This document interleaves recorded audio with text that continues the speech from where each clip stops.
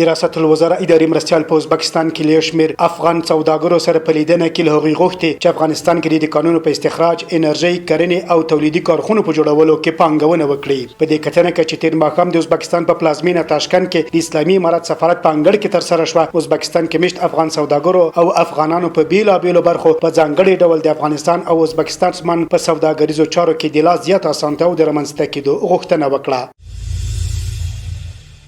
د عامه روغتیا سرپرست وزیر تیر ورځ په یو نړیوال روغتیايي کنفرانس کې د ګډون او د روغتیا برخه کې د دوه اړخیزو همکاریو د لا غښتلتیا په موخه چین ته تللی دی. هغه په کنفرانس کې د ګډون ترڅنګ له ځینو روغتیايي مراکزو او روغتیايي مسؤلینو سره لیدنې هم ولري چې موخه د افغانستان د روغتیايي سیستم لا معیاري کول او د اړتیاو لپاره له نړیوالو سره د هر اړخیز همکارۍ ته زمینه برابرول دي.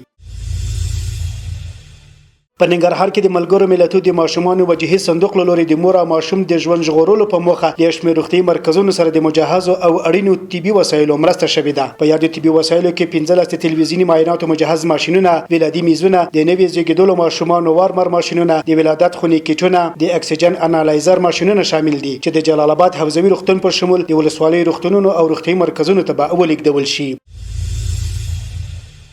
د بدخشان په جرم ولسوالۍ کې ځایي خلک د 4.2 میلیون افغانیو په شخصي لګښت د برېښنا یو کوچنی بند جوړوي. مسؤلین وایي د برېښنا دغه کوچنی بند د 350 متره مکعب حجم په درلودو سره د دې ولسوالۍ په پشکان دره کې جوړیږي چې د اوبو د کچې لوړېدو او بارانونو پر مهال د برېښنا د تولید ظرفیت له 100 تر 150 کیلو واټو ته رسیږي او د یاد کلي شاوخوا 1500 کورنۍ او شپږ جماعتونه برېښنا ته لاسرسی مومي. د یاد بند په جوړېدو سربېره به چې خلک په برېښنا ته لاسرسی ولري، د اوتو، ابګرمۍ، کالیو مینځلو ماشینونو استفاده هم ترې کولی شي.